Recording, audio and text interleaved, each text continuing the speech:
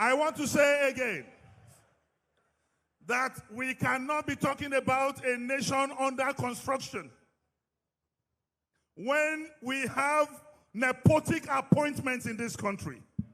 We are giving carpentry jobs to Taylor. I have tremendous respect for Fashola, very intellectually mobile Nigerian, a senior advocate of Nigeria, a bencher, a good lawyer, but he failed as Minister of Works, Housing, and Power. How can you give carpentry job to Taylor and you say you are a nation under construction? In that it is not the design of God for you to live in misery.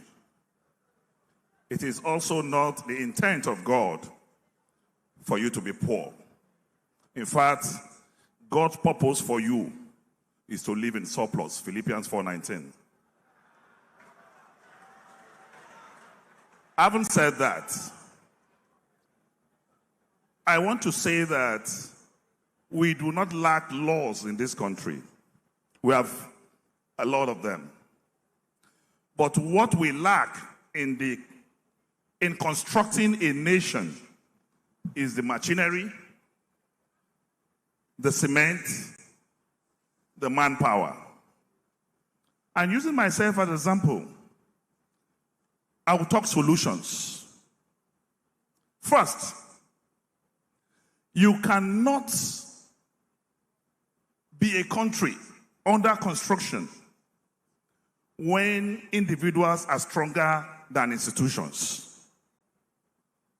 In this country today, we have more churches than industries.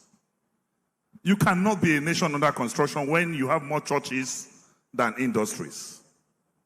You cannot be a nation under construction when the federal government and state government are busy marrying for individuals and spending money to take people to Jerusalem and to Mecca.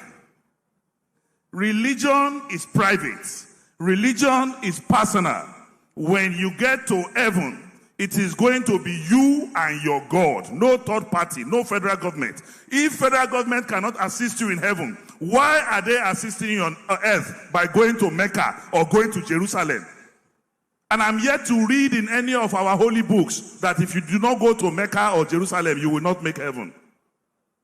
So we must reprioritize as a nation.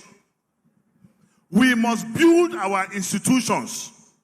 The President of America is the strongest American president in history, but he lost 13 cases in the Supreme Court in 2 weeks because the institutions are stronger than him.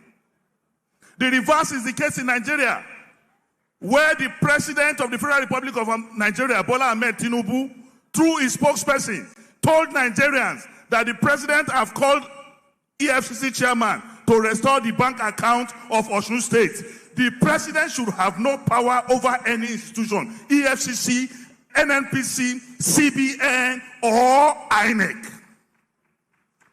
That is a demonstration of a country where the individual is stronger than institutions.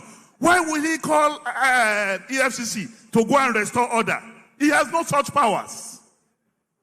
So I want to tell us that for us as a nation to move forward, it's in our hands.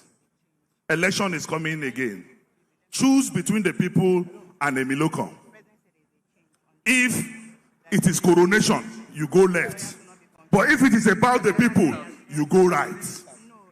And I want to say, the Nigerian Bar Association, we are supposed to be the conscience of the society. We must bring back our long-lost reputation to become the defender of the people, to become change agents in this country and speak the truth to power. That is why I'm not happy the incoming president is not here. I want to speak directly to her. Some of us are members of the bar, and there's nothing, juju no go kill us. Where we need to speak, we will speak. The incoming president must not eat on the table of the king. If she eats on the table of the king, we will shout. There is no relationship between darkness and light.